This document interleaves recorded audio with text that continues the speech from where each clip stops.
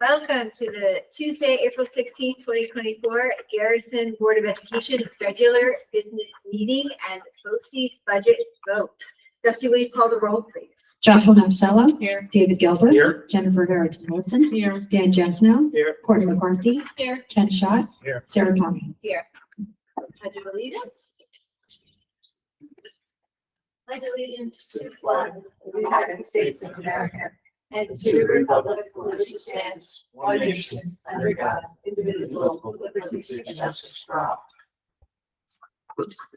That brings me to accept agenda changes. Does anyone have any recommended changes this morning for the agenda? Great. Be it resolved that the Board of Education of the Garrison Union Free School District hereby accept the agenda as presented. May I have a motion, please? So moved. Second. Thank you. All in favor, please say aye. Aye. Nays? Abstentions? Great. We move on to board communications and presentations. First up, we have the 2024-2025 board meeting schedule. This is the second review and approval of this. Dusty, you had a change. Do you want to start with that January? Yes, we initially had January 15th and the 29th, but the 29th we are closed for the Asian Lunar New Year. So we modified that to the 8th and the 22nd. And Sarah had mentioned we do want to try and have 2 meetings in January. Yes, please. So that we can address tenure reviews and those. We want to make sure that we are planning in advance for both tenure review and also superintendent evaluation. We have some contractually obligated dates that we want to make sure we hit next year. So those will be, of course, an executive session on those days. We also have the board retreat still listed as to be determined, and right? Yep, to be determined. With the board's permission, I will reach out to Dr. Stoll and see what dates he has available in the summer, as he will be important to this meeting. Any other questions or thoughts on the schedule as presented? A chance if it's like your birthday or your kid's birthday to speak up. All right. Sounds good. And we'll go ahead with the action.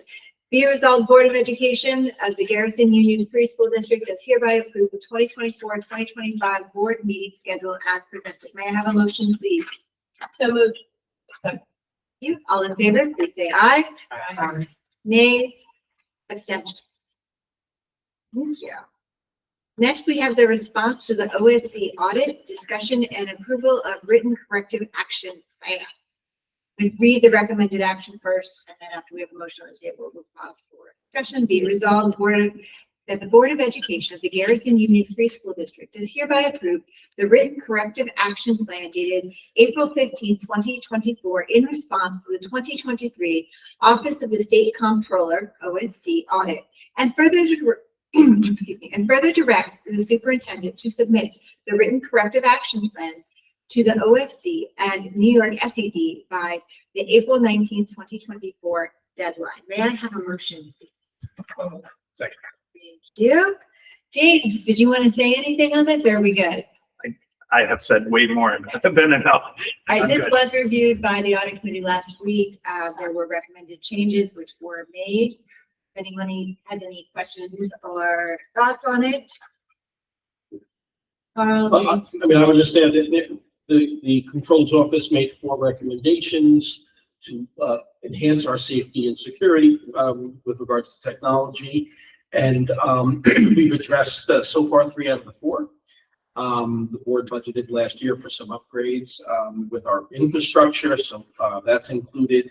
The policy committee will be returning to the board with a recommended policy for deactivating inactive employees. And then there'll be a follow-up procedure, and that will satisfy all 4 recommendations from the state controller. And that's all summarized in our corrective action plan. any other questions? We move to vote. All in favor, please say aye. Aye. Nays? Abstentions? Great. That brings me to the Haldane tuition negotiations update. So it's only been a few days since we last talked about this, which was at last Wednesday's meeting. This will be a pretty brief update. At last meeting, we left it with, Carl was going to speak with Phil about the possible, Ken's plan for a possible 2-year extension. Carl, briefly, and then I'll do a follow-up today. Phil, you did have a conversation with Phil, and you want to speak to that briefly? Yeah, Phil, I spoke with Phil, and, Haldane, of course, remains open to discussions. What he verified, is that the Haldane board, is in favor of a 5-year agreement, which is important, and that's what we're proposing during our budget vote. He did say the ability to renegotiate, for future cohorts. So basically, our current 7th grade, to negotiate the rate for those students when they get to high school or the year before they go to high school.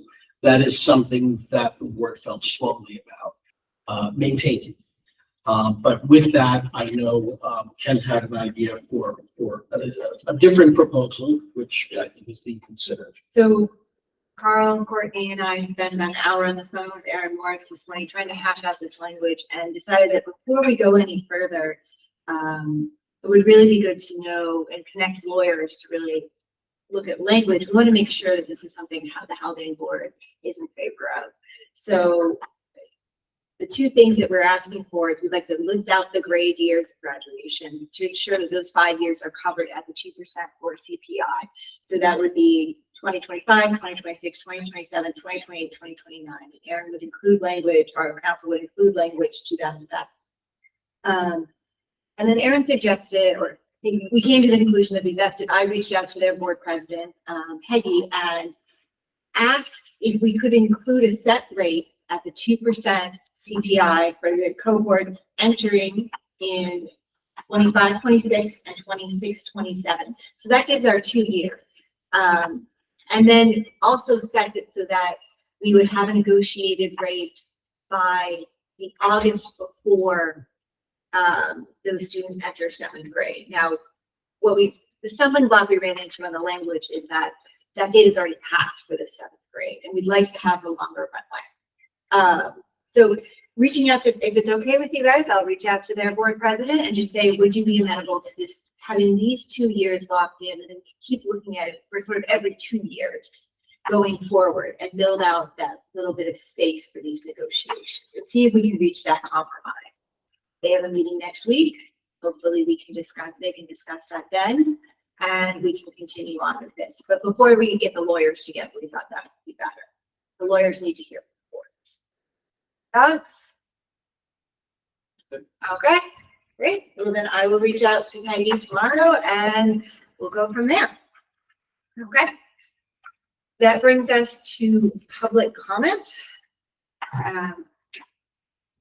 Public comment is intended for members of the community to speak openly and voice concerns in accordance with policy 1510 of the Garrison Union Free School District. Any person wishing to speak shall comply with all provisions of this policy. Comments about specific school personnel or individual students is a violation of board policy. Concerns regarding students or personnel should be discussed privately with the superintendent or appropriate administrator. Comments should be limited to 3 minutes, and speakers are asked to conduct themselves in a respectful manner. The board will listen to comments, but will not engage in dialogue. Any necessary follow-up will be noted and provided through the appropriate channel. Members of the public wishing to comment during board meetings are asked to place their name and town of residence on the sign-in sheet. Commenters will be invited to the podium to address the board. We do not have any members of the public here tonight. I'm going to go ahead and close public comment.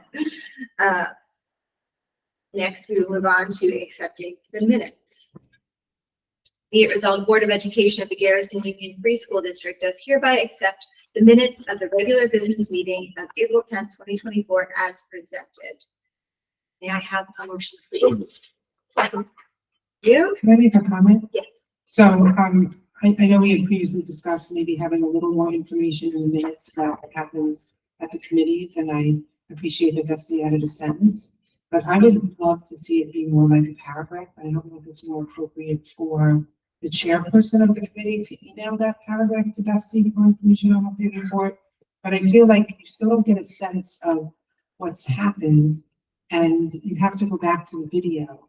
And I do feel that since that's one of the few times that we're reporting back about the work of the board, it would be good to have that reflected in the minutes. Do you think it would be helpful, on this to have minutes kept at the committee meetings so that those could just be added in, so it's formal minutes? I think that would be Do that. helpful, just in, especially if this has come up, about reviewing previous committees, some dating back to before some of us were on the board. So I think that might be helpful. How would we, Jesse, your question, if we want to make that a function of the board, that at these committee meetings, minutes are kept? We can update it in our committee charts that either committee chairs or their designee, and it could rotate. Okay. In my previous experience, committee members would rotate taking the minutes during committee meetings and then submit the minutes at the time to put on the board agenda. That was really helpful. We could also look into maybe some translation software where we could just have the meeting translated and then edit it into minutes. Or I'm not even thinking you need like, you don't need a transcript, you need like a paragraph. This was discussed. I know when we had the budget advisory committee, I did send a memo to just because we had discussed so much, right? And I'm not saying that we should all do that, but I would like there to be just a little more sense. I don't want to add any work to anyone. I know in previous districts, it was an employee of the district that took the minutes, because you can't share a meeting and take minutes at the same time. It's kind of tough to do. But I just feel like as a community member, if I want to refer to the minutes of the board, I don't really have a sense of what's going on. And even in some of our discussions, there's not much information on what's discussed. And I know that people can go back to the video, but I also feel like these are the record of minutes or the record of the board.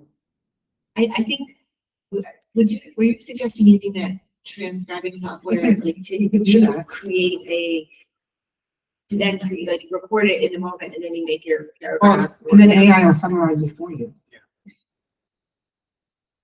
You can certainly try with that. Yeah. I mean, I use that for work all the time. And you just put it on and then you ask them for a summary at the end. You have to take notes and you can actually be present. Okay.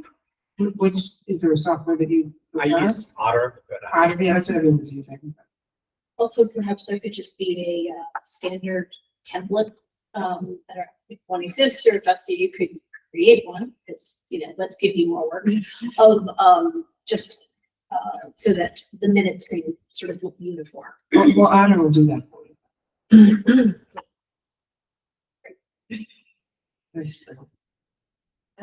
So going, and still we didn't have our BOE meeting though, we could just, we'll try to do committee reports just to beef up the summary a little bit, have committee chairs send in a little bit more, maybe to include or notate it when we're giving our updates, and then we will move forward after the first of the year with a new plan.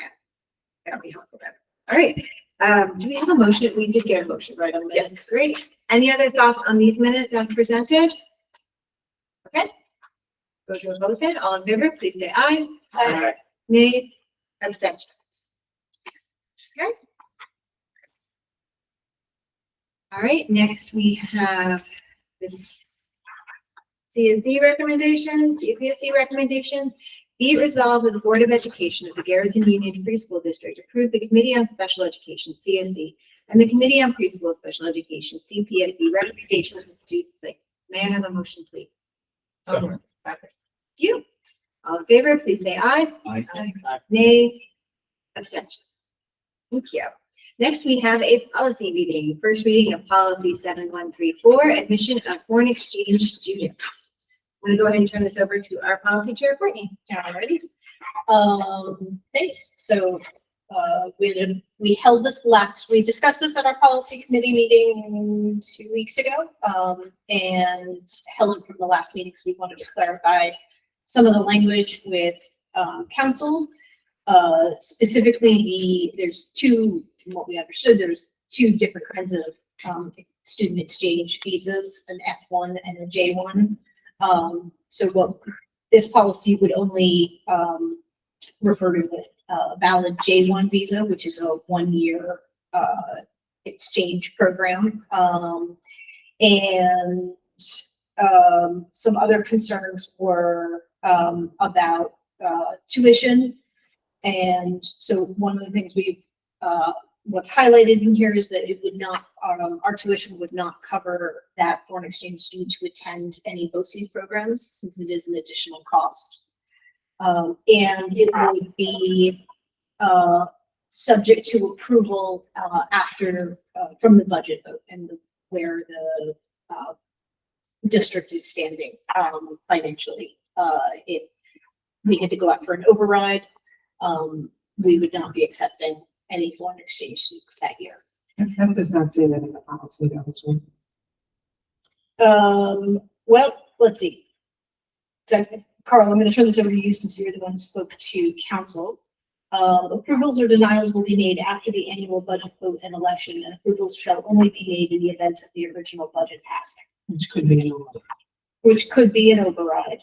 But it is still up to the board.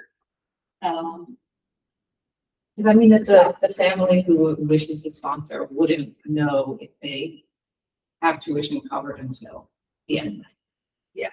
Correct. And then it would need to be submitted, I believe March 1st is the deadline. Yes. That's when they have to That's let when they us have know to, where it's yeah. under consideration. and by then we would have a good idea of where we have budget. Well, we include it in the budget, that tuition. Exactly. That's the idea of March 1st notification to us is that we can anticipate that project. Or not. Yeah, that choice. So I guess we can bring it back. I know council has approved this. I don't, if you feel strongly that we should, add in language, specifying that it wouldn't go through if there was an override, but I think given the fact that it's, the decision is made by the superintendent and the board. It might make it clear for the family seeking this foreign exchange student if it's stated, like, it's nothing personal, it's just that if we go for an override, can't really do it. I don't know, it might just help communicate to a family why we're deciding now. Right. Even though it would potentially be obvious. But in my conversation with Aaron, override is one possible situation, but another is it's a tough budget year and you're cutting program. And so it does get a little challenging to list all the possible scenarios where you might say no. But I do think if it was a difficult budget year and if we were reducing program, I think that's a strong rationale to say no to this type of request. And the idea is that the district maintains control over it, that this policy does not force you to do it. Someone submits a request, an application, and it's considered based on the circumstances of any given budget year. I did have a couple other questions. So I did a bunch of research. I found that I believe there are 13 K-8 school districts in New York City. Only 3 of them have policies. One of them has a policy that strictly prohibits, because it's an additional cost to the budget, having any exchange students. That is Greenwood Lake Union Free School District. Foreign exchange students will not be permitted to attend high school unless they're paying the full tuition amount. Conical Hills has one that's allowed in Wyoming. Both Conical and Wyoming have budgets well in excess of our budget. So I'm not sure, and I said this at the policy committee, that I'm not sure we should have the policy to do this, because I'm not sure where the exchange is. If we had one less student going to high school here, because they were going to high school in a foreign country, then I would feel better about it, because we would be exchanging a Garrison student going to high school somewhere else, and then we're in essence just paying for that same Garrison student for the 1 year. But we're not losing a student, we're only gaining a student. And in a school that has a high school, that's not a tuition that's being paid, which is why I don't believe that we should really be paying for an exchange student to go to one of our 3 high schools. But with that said, I do see in the policy that it says failing grades in 2 or more courses When do we even get from the other high schools, the report cards of our students? During the year? We have access to them, but we, they're not sent to us regularly. So we would have to be sure that we're monitoring that. And then I'm not sure exactly what an approved foreign exchange program is. Is there a list of those? I believe Haldane has a foreign exchange program, I'm sure in the other two high school. No, it's the person who issues the J1 is the approved program. Oh, there's a bunch of those. So I did some research. I'm actually Okay. really excited about this program. I think it's really, I don't see it. I saw it a little differently in this like one-for-one, because most foreign exchange J1 visa programs are never one-for-one. Like it could be a student from Utah is going to Britain. We're accepting a student from, Pakistan. And the idea is a cultural impact, right? And to my mind, like we do a lot of things where, is there an impact on students? I don't know. This is a small amount of money that I think could have a cultural impact on kids. We don't do a lot of impact on high schoolers directly. So I thought it's kind of cool. And also just researching the history of this program and what it was intended for is neat. Program? So the J1 visa program was created in 1961 by Senator Fulbright, who is like the Fulbright scholar. And it was really intended as this idea of cultural exchange and bringing students from different perspectives over. And we talk about bringing in kids from Peekskill. This is bringing somebody from a foreign country and letting them live in Garrison in our community and see what we're all about. That to me is exciting. So that was the point. And $17,000 on this. Estimates the cost to it. Is it any more or less valuable than some of the other things we spend money on? That's where I got caught up. Like we're putting money into, different art programs, things like that you can't necessarily quantify. So for me, I got excited about it and wondering is like, But I still go back to the question of what is says only foreign So- foreign students who possess a Yeah. valid G1. the visa, J1. J1 visa participating in an exchange program designated as exchange visitor program. So Yeah. does that exchange? So if you go to visitor- the U.S. State Department website, there is Right. a whole page on the exchange visa program. We can ask council if that's a concern. It's like, I don't know if it's a Very concern, but I'm happy. guessing we would have a list to know that we have that. I would hope it'd be verified. But Well, I don't know. It would be- Yeah, I believe they have to submit paperwork that verifies that it's a legitimate. Is this only for high school students? Why can't we accept an eighth grade? I think from what I read, it was the grades are 14, ages are 14 to 18. So the program is for that. Now, I haven't seen anything right now, but my understanding, they have to be slightly proficient. There's some like Our policy says they have to be proficient in English, and that which to is, me is counterintuitive to if you want a student from the country to really have foreign exchange. I don't want them to have to be fluent in. I don't know that many students come over here who aren't fluent in English. Yeah, I mean, it's. Well, we have So that- students in our school for it. although it didn't used to be that way, because when the program was started, there was a concern in some communities that these students would cost a lot because they automatically needed to go into special education.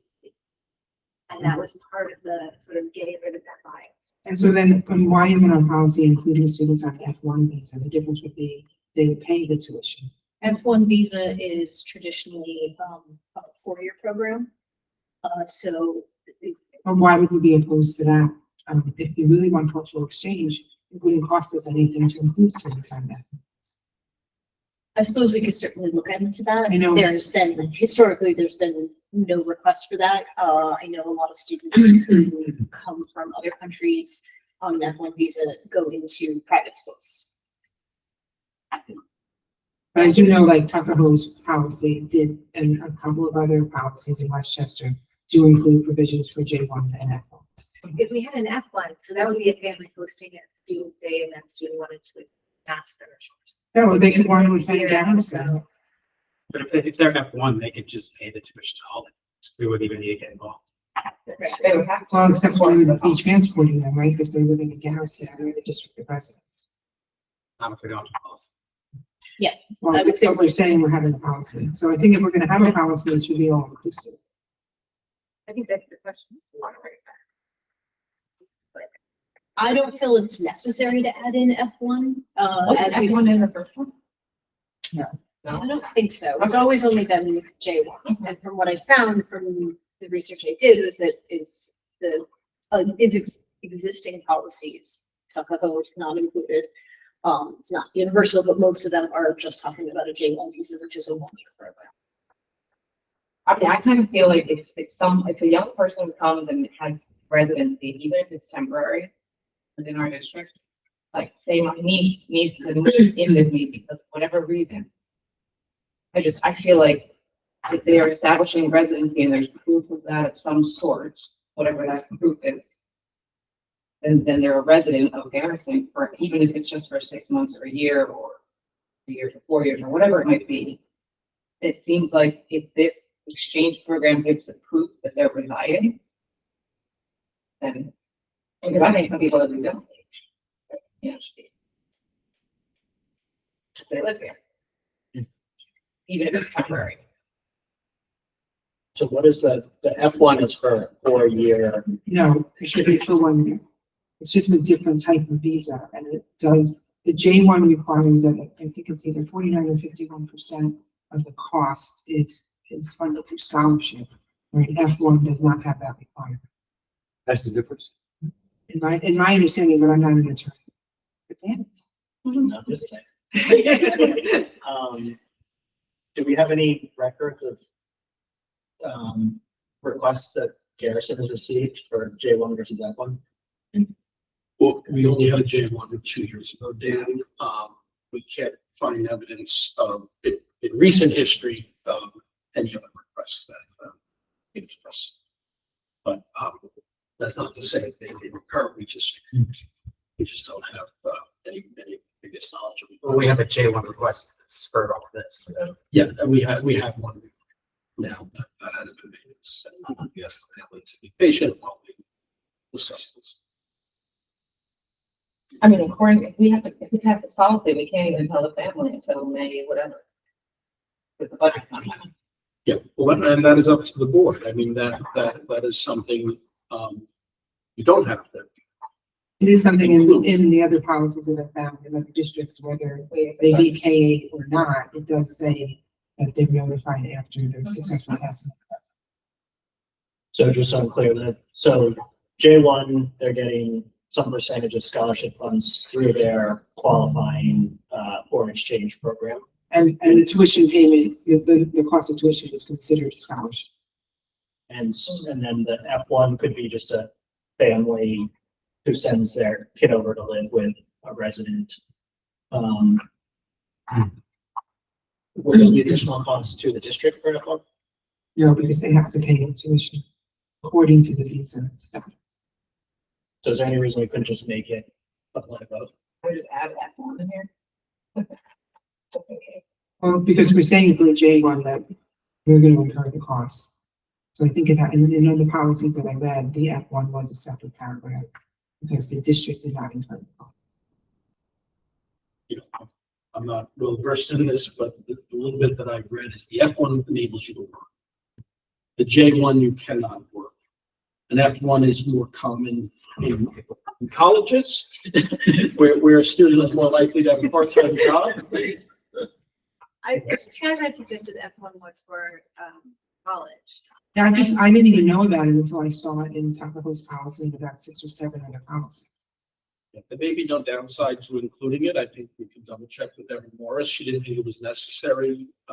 And it may not be, we may not receive an application because that maybe is typically more of a college. So council didn't think it was necessary to include F1 in the policy? No, but And she was asked about it. yes, but we didn't get into that much detail of the difference. But I know Erin she researched the difference between the two and didn't think it would apply to us. But I guess it is possible maybe that we can circle back. I don't see anything on the State Department's website to differentiate them.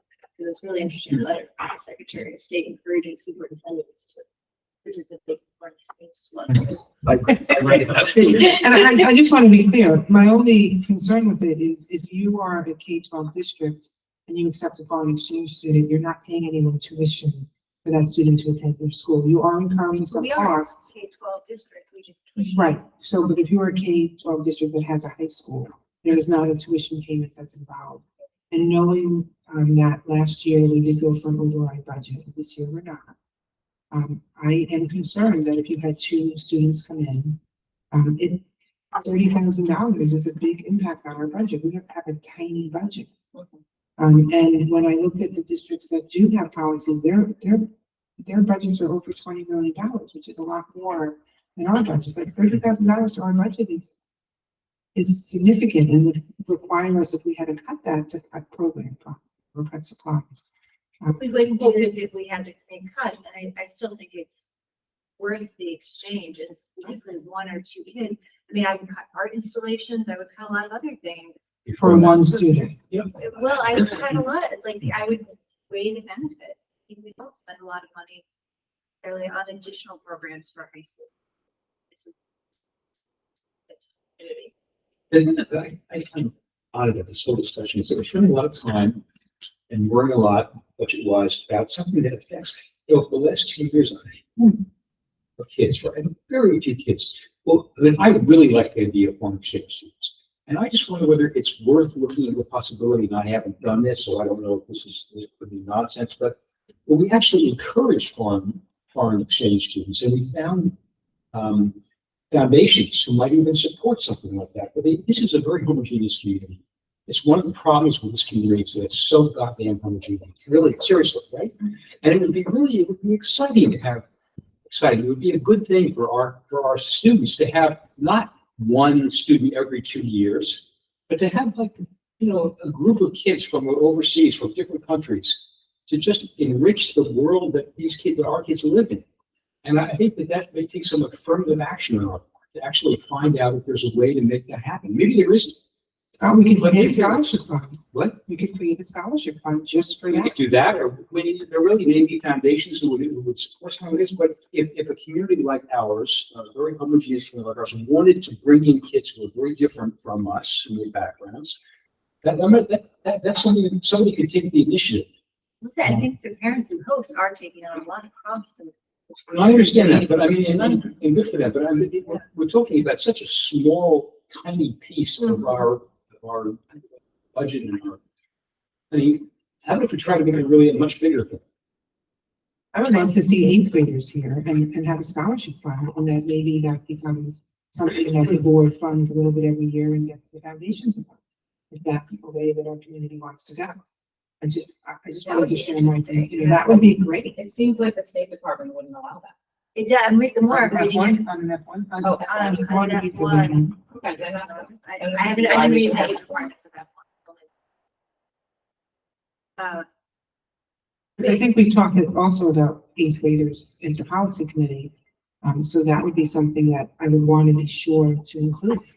So it would be great. And to have- certainly Yeah, would cost us anything. I think it is unusual to send, 13-year-old instead of a 14-year-old. well, I think from my experience with high schoolers is that generally it happens around junior year. So we're talking 16, 17-year-olds, which is a big difference from a 13-year-old.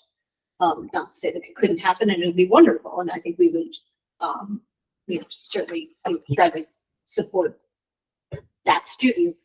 Maybe we could find out whether there's a group of parents, families in this community who would actually want to be hosting kids from overseas. I mean, that's something that, a lot of people are either childless or have families, some kids are going to college. It's filling an empty bedroom. Are you volunteering? But no, but I mean, I think. Definitely rent out your college kid's bedroom. Good luck to you. Anyway, you know what I'm saying? We actually take some focused steps to see whether people are interested and want to do this. Put this, on the website or whatever. Yeah, the more I learned about, the more interested I was, especially as going through it. I think it's in terms of this policy tonight. The questions you have before a second reading, the questions for council would be adding the F1. Are there any others? Are people in support of adding in a clause about an F1 visa? Anybody not in favor of it? And in terms of Because- eighth graders, if they're staying here, living here, they come here. Yeah, I mean, I'm mostly just curious what council thinks. Is there a reason, if it's not applicable, I don't think we should add it. If it requires it allows them to work, if it's something that's more relevant for a college student who might actually be working rather than a high school student, maybe a high school student's going to work too. But I would just be interested in council's opinion. Seems like if we can just add it in, it's like apply to J1 and F1, no other changes, then no harm in doing that. But I think there would have to be another, obviously, so not a lawyer here, but there would have to be a whole separate clause explaining these tuition would be different. But if the lawyer does deem this worthwhile and you add it in, then we just go for a second reading. Yeah. Yeah. Believe so. Dusty is the keeper of all policy details, but that's correct, right? We could make changes and then still approve this at the next meeting. Okay. one other question, does it ever come up that we get a request like for the second semester of the year or a quarter or anything like that, that we would want to have a process in place to consider taking somebody mid-year if we get a request around Christmas or something like that? Can the rate be prorated?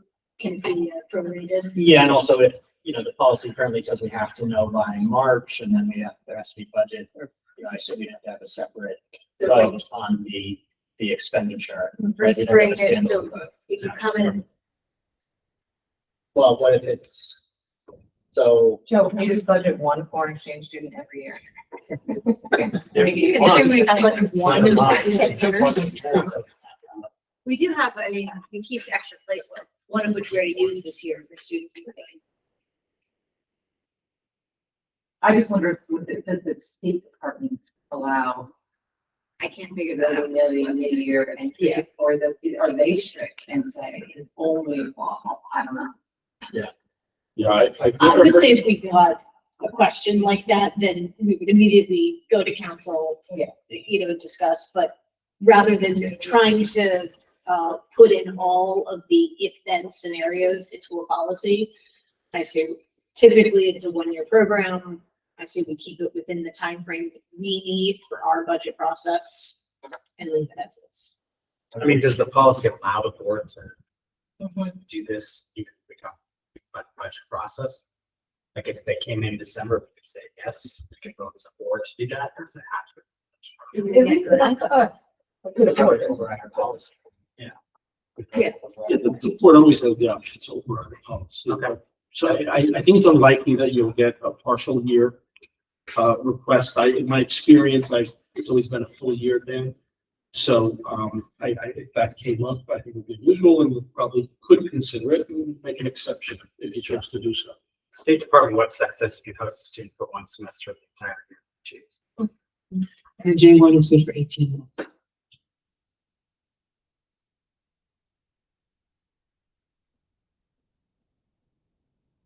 Do you have any other thoughts on this? Do you feel like you have enough to prepare for the second reading? I think so. Okay. Any other, we're good? All right, I'm gonna go on to the PNW BOCES budget vote and board election.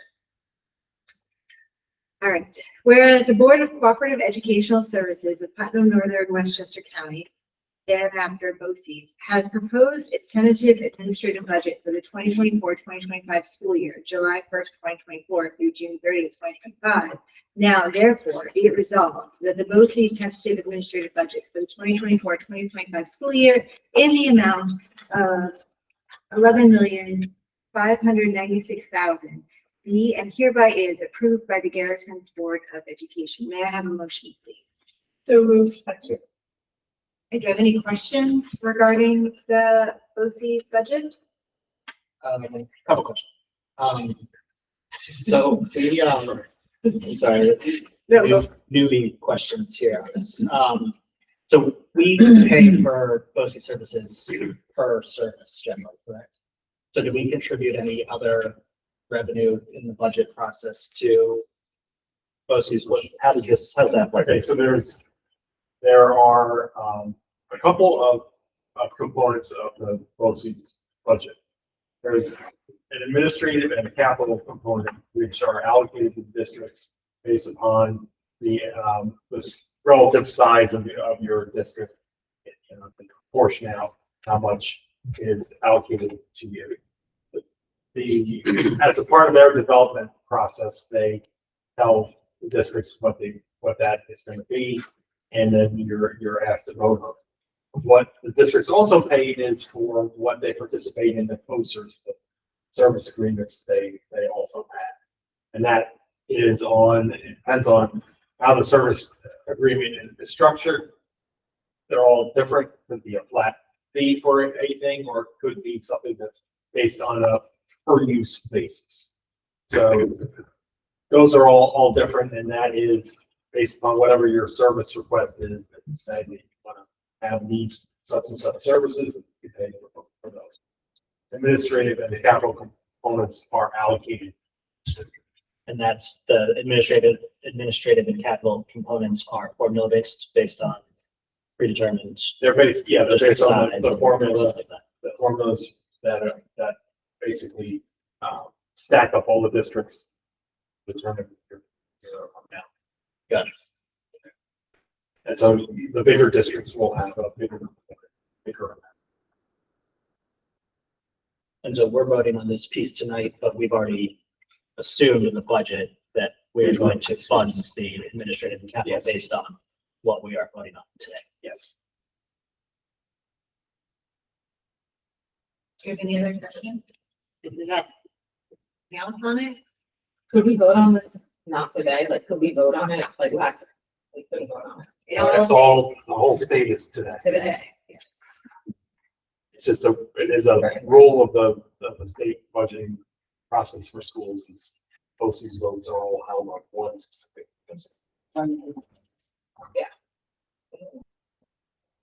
Did you rearrange your That's why we're here. Just one other question. Yeah. So, in terms of our level of control in the BOCES budget process, I mean, we don't have much. I mean, they present the budget to us.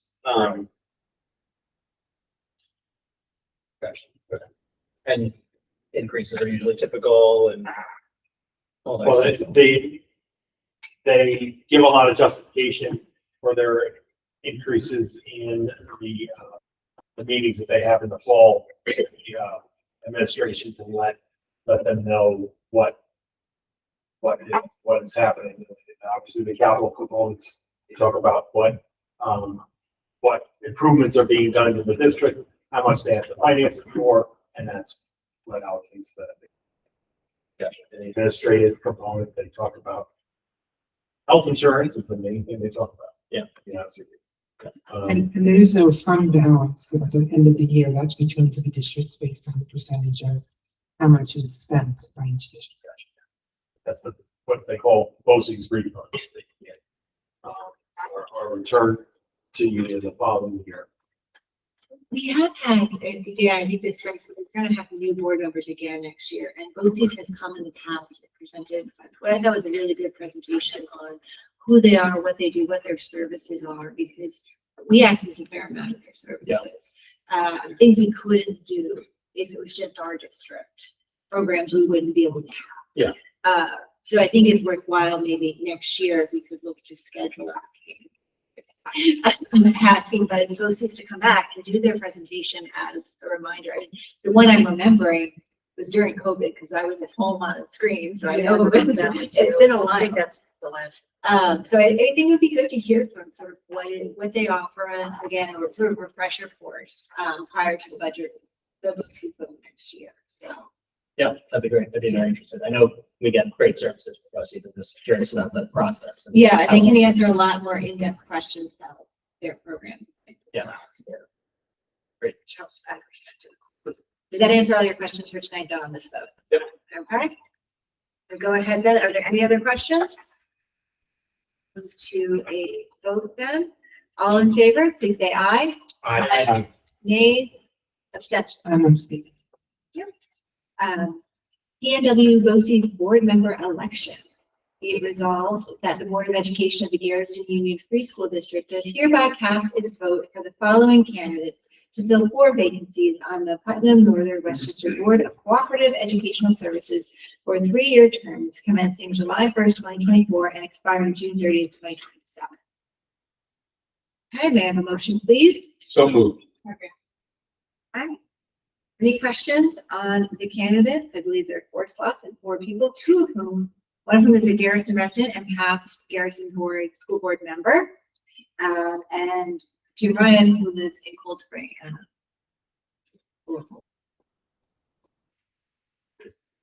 don't really know the other two well. Any questions on it? Okay, I'm going to go ahead and move to a vote then. All in favor, please say aye. Aye. Nays, abstentions. Okay, we're gonna move on to the consent agenda. Be it resolved that the Board of Education of the Garrison Union Free School District, upon the recommendation of the superintendent, does hereby appoint Thomas Mohan as a non-certified substitute for the 2023-2024 school year, effective April 17th, 2024, as per the rates established in the July 2023 annual organizational meeting. May I have a motion, please? So moved. You? We're just replenishing, Carl, or Yes, substitute? we've had a number of subs move on to student teaching and some to choose job offers. So it's always helpful, and this is a per diem sub, basically used as needed.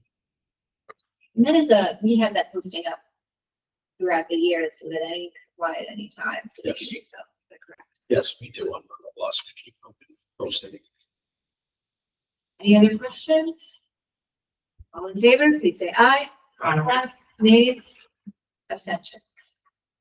Okay, now we move on to the second public comment section. And I'm not gonna read my paragraph again, but if anyone wishes to speak, still no public here. We'll go ahead and close public comment. Moving on to board member comments, another discussion. Jocelyn? David? Well, I have 13 minutes to congratulate the board chair on that fantastic case of seltzer. Just watching at home, we had a bad going that I could run this. Do I know- And just, yeah, you can talk about the 12 minutes. Show that video. Thank you, David. Anything else? Jennifer? I'd like to say ditto to what David just said. Dan? No comment. Thank you, Courtney. No comment. Ken? Nothing. All right, I have no further comment. Be it resolved, the Board of Education of the Garrison Union Free School District hereby enters into executive session for the purpose of discussing the employment history of particular persons. May I have a motion, please? So moved. Second. Well, We have 12 minutes, all right? all in favor, please say aye. Aye. Nay, abstention. Please shut down your computers. I want it. I really should have prepared a speech to drag this out. Good job.